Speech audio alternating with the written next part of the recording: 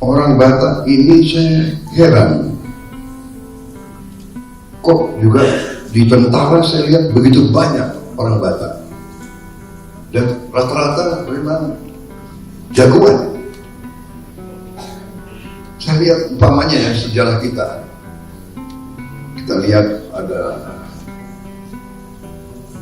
TB Simatupang, ya kan, tokoh pada usia muda sebetulnya yang menjadi kepala staf angkatan perang, tangan kanannya Pak Sudirman dan Pak Nasution. Pengen ngasih tau aja kayak, ya lu jadi Batak aja kayak asik gitu, jadi orang Batak. Batak merupakan salah satu suku terbesar Indonesia yang orang-orangnya dikenal sebagai perantau. Tak sedikit di antara mereka yang sukses, bahkan memiliki karir penting di sejumlah divisi baik pemerintahan maupun non-pemerintahan. Sebut saja seperti Luhut Binsar Panjaitan yang menjadi sebagai Menko Maritim dan dijuluki sebagai Menteri Segala Urusan di Kabinet Joko Widodo. Atau dijulukin sebagai Menko Segala Urusan. Ya enggak juga. Semua kerja itu kan pasti ya holistik ya, integrasi. Jadi nggak boleh dong kita kerja itu segmented atau artinya terkotak-kotak. Dominasi Batak di pemerintahan sebenarnya sudah ada sejak era Soekarno. Saat itu ada nama Arifin Harahap tahun 1931 sebagai Menteri Perdagangan. Kemudian J.H. Hutasoit sebagai Menteri Peternakan dan Perikanan, hingga Abu Rijal Bakri yang juga berdarah Batak yang karirnya mentok sebagai Menteri Koordinator Kesejahteraan Rakyat dalam Kabinet Indonesia Bersatu.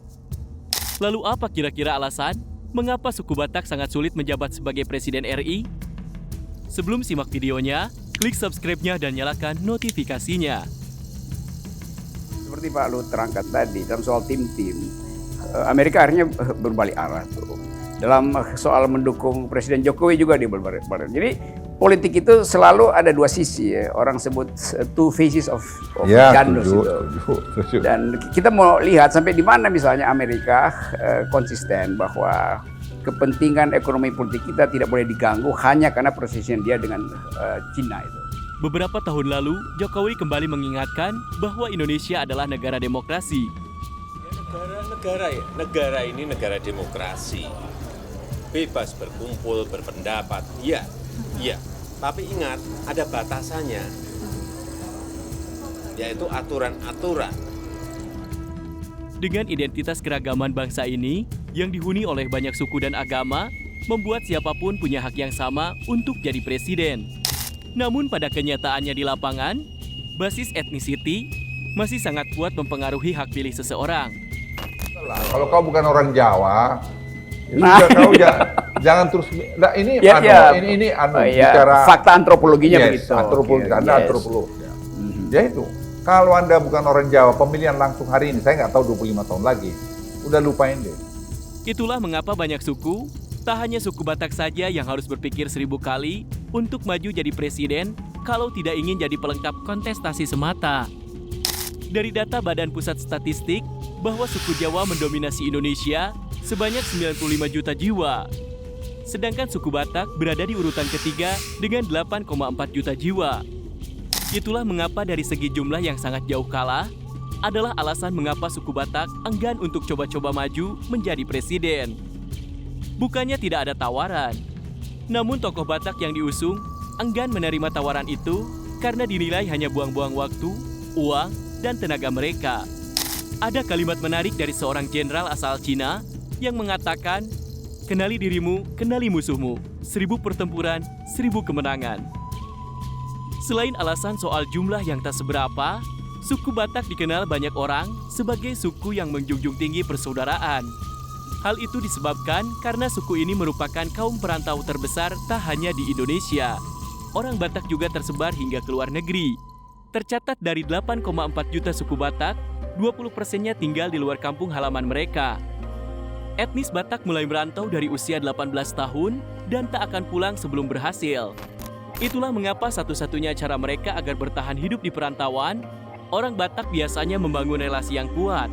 Selain faktor silsilah keturunan yang kental sesama orang Batak. Untuk bisa bertahan di wilayah atau negara orang, Suku Batak memiliki komunitas yang sangat kuat baik dalam bisnis, akademisi, dan beragam organisasi kesukuan yang tak malu mereka tunjukkan di luar tanah Batak. Inilah yang menjadi sebuah kekhawatiran juga apabila suku Batak memegang jabatan presiden. Maka banyak yang beranggapan bahwa semua menterinya akan diisi oleh etnis Batak. Tentu saja banyak yang tak setuju dengan hal itu. Selain faktor relasi etnis yang begitu kental di antara suku Batak, faktor lainnya mengapa suku Batak karirnya mentok di jabatan menteri adalah faktor agama. Meskipun negara Indonesia merupakan negara demokrasi yang berasaskan Pancasila, tetapi pada kenyataannya, belum ada sejarah tokoh non-muslim yang berhasil menjadi presiden di Indonesia. Stigma bahwasannya Batak identik dengan masyarakat penganut agama Kristen menjadi alasan kuat mengapa sekelas Luhut Binsar Panjaitan pun bersikap realistis untuk tidak maju, bahkan sebagai calon wakil presiden. Dalam UU nomor 23 pasal 6 ayat 1, disebutkan bahwa siapa saja putra-putri Indonesia yang menganut kepercayaan Tuhan Yang Maha Esa layak memimpin bangsa ini. Tetapi tampaknya daripada maju karena ego dan pembuktian diri, lebih baik mundur karena kita tahu siapa diri kita. Sudah banyak contoh kasus di mana ada beberapa pemimpin besar beragama Kristen, namun gugur saat dihadapkan pada kampanye SARA, seperti Basuki Cahayapurnama. Memang tak bisa dihindari sebagai kaum minoritas, alasan lain mengapa suku Batak sangat sulit menjadi presiden adalah karena late. Late sendiri merupakan istilah di masyarakat suku Batak yang berarti iri hati. Orang Batak di Sumatera Utara itu punya jiwa kompetisi yang tinggi dan kadang mengarah ke toksik. Kompetisi ini mulai dari hal kecil, seperti dandanan ke gereja, pendidikan anak, posisi di organisasi punguan atau huria, jabatan dan kekayaan. Semua itu membuat orang jadinya tidak mau kalah. Ada yang akhirnya perang dingin, ada yang menyebar rumor tidak jelas, ada yang juga gembar-gembor tanpa fakta asal kelihatan menang saing. Situasi persaingan toksik di antara orang Batak ini menimbulkan tendensi yang tinggi. Sehingga di antara mereka kerap terjadi perpecahan karena rasa persaingan tersebut. Oleh karenanya daripada mengambil resiko untuk mencoba maju jadi presiden, etnis Batak sudah punya target sendiri bahwa kursi menteri adalah jabatan tertinggi yang harus suku Batak raih. Terbukti sejak tahun 1953 hingga sekarang, selalu ada menteri bersuku Batak. Kira-kira, alasan lainnya mengapa suku Batak sulit jadi presiden? Menurut kalian bagaimana? Tulis di kolom komentar, and see you next video. Bye-bye!